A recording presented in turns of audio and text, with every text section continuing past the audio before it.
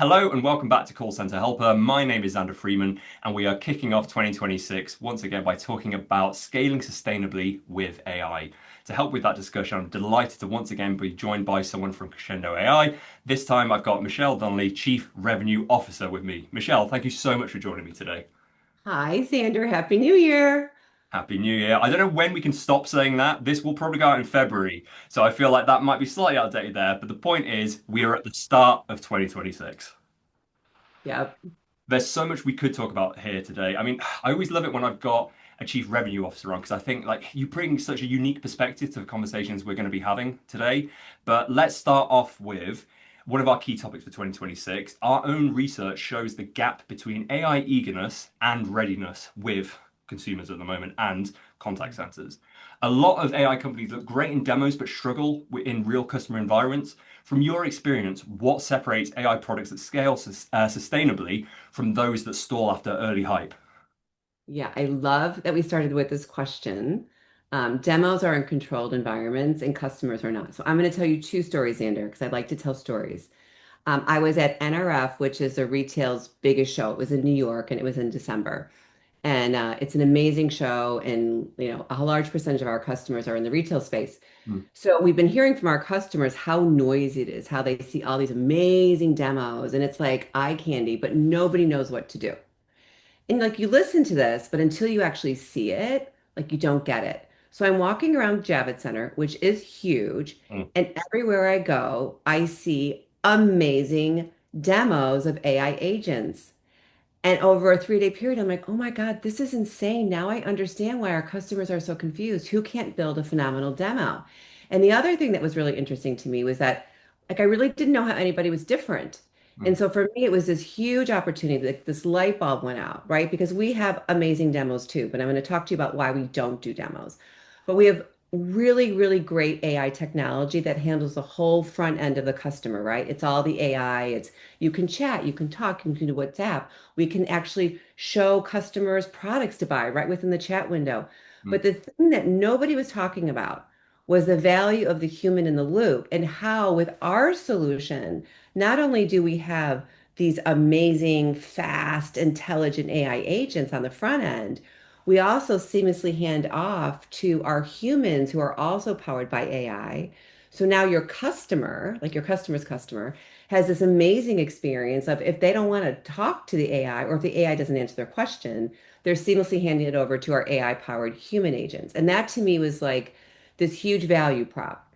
But Mm. what I walked away from NRF was, hey, we've got to be clear on what our value differentiation is.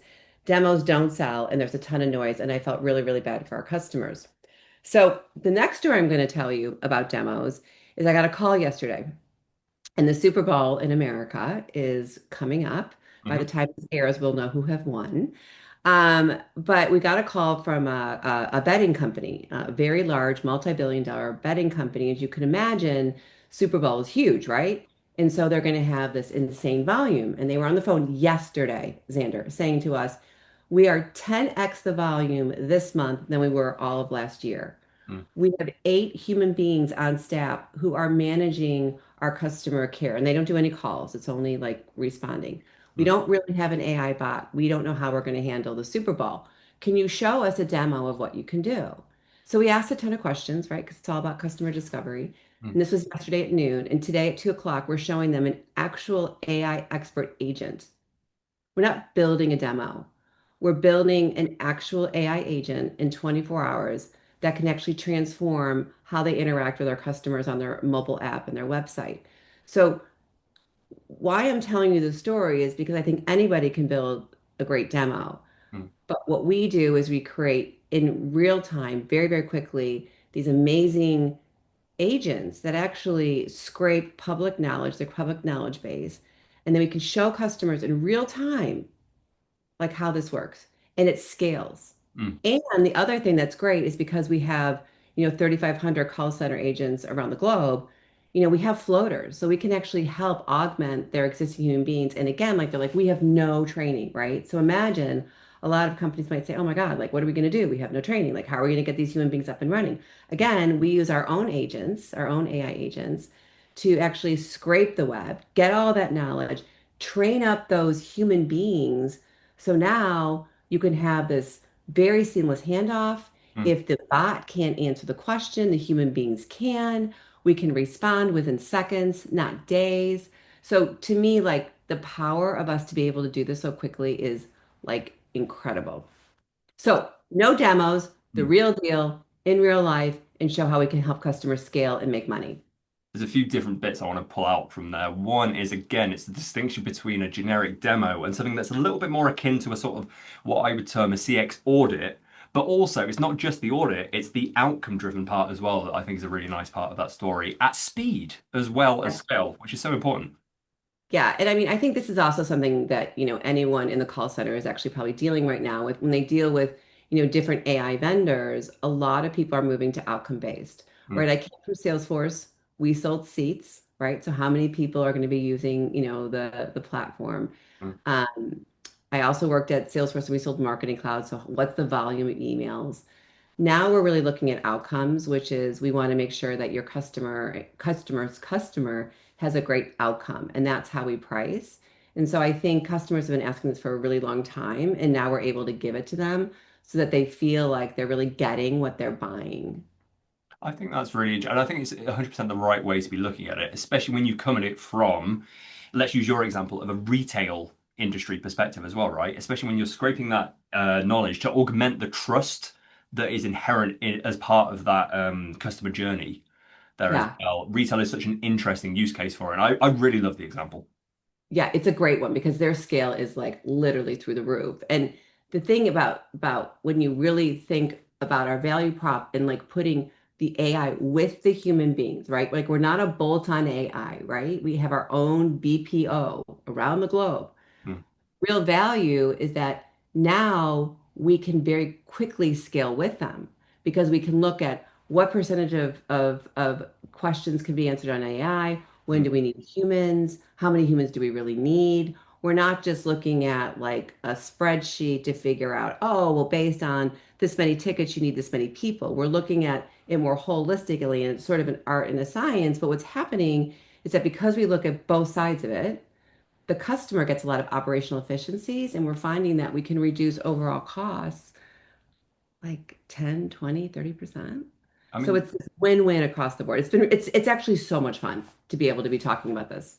well, I think you can see that from how the product has changed over the last few, even the last few months alone. From when I Yeah. was in New York with your team for Crescendo Live there, that product had changed from when you were showcasing it in San Francisco a few months earlier as well. I'm really excited for what's coming up this year as well for So many things. so many things, which I'm sure we'll get onto at a later Yeah. part of this interview. Yeah. So you've talked about balancing execution speed with customer trust there, two really critical components for any sort of CX organization. Where do companies most often get this balance wrong, and what practical guardrails should leaders be putting in place as they scale? Do you remember when ChatGPT first came out? I think it was a couple of years ago. I was Mhm. working at Groq at the time, and it was sort of a game changer for that business. Um, all the headlines were talking about how AI was going to take over human beings' jobs, Mm, that AI is smarter. In some cases it is. Certainly faster than humans many times. And so it was a sort of this real swing to accountants were going to lose their jobs, lawyers were going to lose their jobs, admin assistants were going to lose their jobs. I think we're swinging back the other way, which is there is no one who doesn't understand the power and the speed of AI. I mean, ChatGPT has transformed the way I work. Claude has transformed the way I work. It's the best thing that's ever happened to me, right? The ability to use AI in everything that we do. mm, The thing is that, you know, AI is just scraping your knowledge base with the AI assistant. So the source of truth is actually driven by humans. mm, The guardrails, the security measures, like we're still very necessary to control what is actually put out there for our customers to be able to get the answers that they need, mm, right? And I think what we're doing very differently at Crescendo, and which is why I'm here, is because the human in the loop is the most important asset that we're going to bring to our customers. Yeah, our AI is incredible. We were built in the AI age. We leverage the best LM models that are out there. We're super agile. You heard that we built an actual AI expert assistant for a customer in less than 24 hours that they can use tomorrow, as long as they test it, make sure that the content's accurate. Mm, People part, we don't set it and forget it, right? Like we don't like that was a big thing with Salesforce. You buy the licenses, then you pay to get the licenses implemented, and then like Salesforce goes away, right? And then you have to have people on staff. They have training centers. They have the whole Salesforce ecosystem where you go and you learn how to use the machine. mm, Like we don't do that. We say we're here every step of the way. We're going to help give you best practices for how you should be creating your knowledge base, but we're not going to make it hard. We'll use whatever you have as long as it's the source of truth because our AI isn't bound by guardrails. It's autonomous. So it learns and it moves through your content and it looks at all your tickets and it gets better and better and better. So that's amazing for a customer because they don't have to like create business rules. mm. But we're going to put quality controls on it. We're going to monitor. We're going to use our people to drive insights from our AI to tell you, Doc Martens, that you have a major problem. That's one of our customers because customers are angry that when they order a size 10 in one style of shoe, it's different in another style of shoe. And that's really irritating for someone who loves your brand, right? Because now they have to do returns. So we use human beings to do insights. And then we have all these forward deployed engineers who are going to make sure it's implemented, that we're giving you all the knowledge that we have from all of our other customers, that we're holding your hand weekly to make sure that everything's going the way you want it to go, that we understand how you're scaling so we can bring new features to you. So this idea, and you don't pay for any of that. It's part of what we offer, right? Like we don't pay for implementation. Like your customers don't pay for that. It's what we do because we believe that that white glove human touch is what's going to differentiate us from every other AI bot company that's out there. Well, it's really putting your money where your mouth is there, but also putting the real focus on the sustainable side of that too. I love the keeping the humans in the loop part of what you were talking about there. So many people, especially when we talk about data with AI, will hope it's a set and forget kind of thing. But like you said, it's sort of like a human that needs coaching as well, right? You need to constantly be monitoring that, seeing what insights are coming up, finessing that approach. If you put rubbish in the front end of an LLM, you're going to get rubbish out the other side of it. But if you put the right stuff in, that's how, again, speed and sustainability come into your scaling. Yeah, yeah, agreed. 100%. I tell you what, because I've got you on here, I'm going to phrase this third question in a very specific way. You, Okay. you've led GTM teams at very different stages. You've mentioned a few already on this interview, from Salesforce to Groq, now Crescendo AI. Looking back, what's the biggest GTM lesson that stayed consistent across all of those environments, regardless of scale? Okay, it's like it is my number one lesson, and it is in order for a company to grow and scale, you must have product market fit. Mm, Now, that may seem pretty obvious to people that are listening to this. I'm going to go on a journey with you because I think it's really important, some of the lessons I've learned. So I was at Salesforce and I was there for almost a decade. And when I started at Salesforce, our revenue was like, I think there was 3,000 people and it was $3 billion in sales. It was like in 2012. mm, And at that point, Salesforce was going through a ton of M&A, right? And we were doing like $500,000 deals, $1 million deals, and it was super fun, right? But we were sort of like cloud-based. And then as Salesforce acquired more customers, it was all about the integration story. mm. Like, how would you actually go out and sell your customers sales, service, marketing, commerce, and how is it all integrated? And why should a customer stick with one vendor, Salesforce? Okay. It was a game changer for the company, and the company's now at 44 billion. So to be able to be there as that, growth happened and really learn the messaging and the story and how to understand pain of the customer and do transformational deals was like an incredible honor for me to be there. I loved every minute that I had there. But then it got too big, and I was like, "What's next?" And I went to one of my smartest friends, who was the right hand to the CEO of Deloitte, and I said, "Where am I going?" And she said, "Well, you're going to come to Deloitte because it's the best company on the planet. But if you don't go there, go to NVIDIA because what's happening." And this was before ChatGPT. This was before Meta launched Llama, which is this amazing open source model.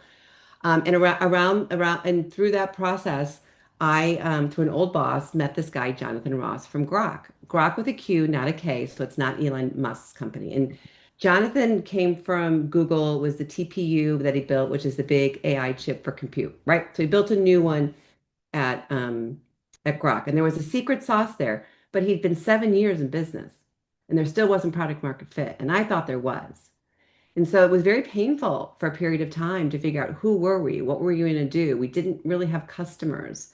And it wasn't until Meta released Llama, which was this open source model that we realized we could run our those models on those chips faster than anybody on the planet. And then we could show side by side how we were faster than ChatGPT. So all of a sudden we understood that speed was a differentiated. And it was customers that cared about it, but it was developers that really cared about it, right? And we came up with this notion of the world's largest AI inference center, and the company took off. It was a rocket ship, and they were just acquired by NVIDIA. But as a chief revenue officer who was there before there was product market fit, I cannot tell you how many go-to-markets I did and how much Mm. pain. It's painful when you don't have that because you can't figure it out. So then I went to Crescendo, and the first question I said was, do you have product market fit? And they're like, oh my God, of course we do. But then what really becomes important is the questions you ask. And these are the questions. Do you have customers? How many? What are they buying? Are they buying more? How frictionless is it? And the more I talked to Crescendo and the more I looked under the hood, I'm like, wow, this is kind of the real deal. And the goal originally with Crescendo was to own the mid-market, right? Mm. Because it can really provide this holistic solution. But when you talk about product market fit, and then now at the beginning of 2026, we do have this mid-market flywheel. And what we're finding is that because we're so fast, right, we can deploy in 6 weeks or less. Mm. Now the enterprise is saying, I've been deploying for 6 months. I still don't have results. Can you really do it in 6 weeks? I don't believe you. But if you can, like, let's go. So now what we're watching is our product market fit isn't just mid-market, we're being pulled into the enterprise. So like I honestly at a company, like the amount of fun, the amount of joy, the amount of work that we're doing is like it's honestly the most fun I've had, since the early days at Salesforce. It's actually a blast because our customers, we're solving real customer pain. They're growing, they're scaling with us. Their customers are happier. I mean, it's pretty incredible. I think people often ask me about sort of our role within sort of customer experience there. And I think that's really the beauty of being inside this industry is it's relatively unique in the sense of it touches every other industry on the planet as well. Yeah. Everyone in their own way has experience being a consumer Oh my God. of different Right? products. And yeah, and I Oh my 100% God. agree with what you're saying too, because as Same. much as people talk about getting the product right as an obvious thing, it's not. And honestly, and when you differentiate it down, especially from a contact center perspective, they're getting asked to do so much more these days. Sometimes that falls under their remit as well, especially when you look at it from an insight perspective. You have to get this stuff right. It's building on bad foundations, and it's so important to talk about. I'm gonna tell you two stories. Do you have an electric car? No, I I still drive my Ford Fiesta. Okay. Oh, good. Oh my God, I love it. I Love don't. it. I just need to drive to the gym and occasionally drive to site visits for this job. That's more or less it. I can walk most places in Manchester. Well, you live in like an amazing place. Okay, I have an electric vehicle, Mm, and I am always on the phone and I'm always rushing, and I never take time to figure out how to do things. If it's not intuitive, I abort. mm. And so, EV Passport is an electric charging company that we work with. Yes. Yep, yep. And like I didn't know how to use it, so I went on the app because that's what I do, and I couldn't get the answer, and like I aborted. Fortunately, I had enough electricity. So we talked to them and we're like, look, like let us share with you, our customer experience because it kind of sucks. And we always want to become a customer of our customer so we can see what the experience is really like. Yeah. And I am that person who hits 111 until I get a person if I need something. And I have had actual rage, like trying to get help when I need it. So in Hmm. this case, I didn't have enough electricity. So we went to EV Passport and I want to share with you where they were before. And I'm going to look at a slide right now. So I have the actual data and where they are now. So before they only had human support with limited coverage. So when I went on the app, it was just their FAQs, right? Hmm. It took 10 minutes to get an agent. I personally didn't have time to sit there for 10 minutes and then charge my car. And their CSAT at launch was like less than 40% because I was one of those people who was very unhappy. And again, we deploy really fast. So very quickly we could make changes. Mm. So after we got EV Pass up and running, it was 24/7 coverage, 365 days a week, right? Because we've got our AI and we have our agents, and our agents are global Hmm. in many languages. The time to agent, and this makes me so happy, was less than 30 seconds. And the CSAT went from 40% to 70%. So these are the kinds of things that that make me really happy, because I am that person who's impatient, and I just love that we can help our customers make their customers happy, because customer experience doesn't have to be awful. No, nobody. I always think customer experience personnel tend to get a bit of a bad rep. No one wants to come into their job and do a bad job of it. It's Oh, a paradox, and it's just empowering people to do it in the right way. And I think that's where we come in as an organization, trying to share those best practices. I was lucky enough to speak with someone from EV Passport whilst I was with your team in New York, so it's a story I really love because again, you've got the data behind it, which backs up what you're saying, but it's a really good universal story of, like I say, speed and scale, which brings it back to what we've been talking about all day. yeah. I love that. And then I'll tell you what, we've got time for just one more question. Let's bring it back to Crescendo. Crescendo talks a lot about blending automation with human execution, like you've mentioned earlier in this interview. What CX leadership challenges arise when teams are sort of part human, part AI, and how should accountability evolve there? I think we talked about it a little bit. The human always owns the outcome, Yes. right? I mean, like again, one of the reasons I'm at Crescendo is because the founders have deep, deep CX experience, and you cannot dismiss that. Our founder comes from Zendesk, 20 years. Our head of product comes from Genesis for like over 10 years. Our VC comes from F9, and he understands, the whole VC world. In fact, Crescendo, did you know that Crescendo was born in the boardroom of General Catalyst? I did, but that's only because I was again at your event in New York and spoke to Matt and Okay, got Todd. it. Yeah, Got it. I'm biased. I think the salient point, though, is that um, as the VCs listen to all these people, these founders pitching these amazing CX AI solutions, nobody was talking about the importance of the human in the loop. Mm, And so to me, that, again, that's our value proposition. It's the integration of both. And the human being always decides. At Crescendo, we want to clearly understand the use cases. We want to solve for the use cases, right? mm, We use human beings to make sure our deployment goes fast. We use human beings to do all of our quality. We use human beings to we use AI to do insights, but then we share those insights quarterly. So to me, it's always about the human being. The humans own the outcomes.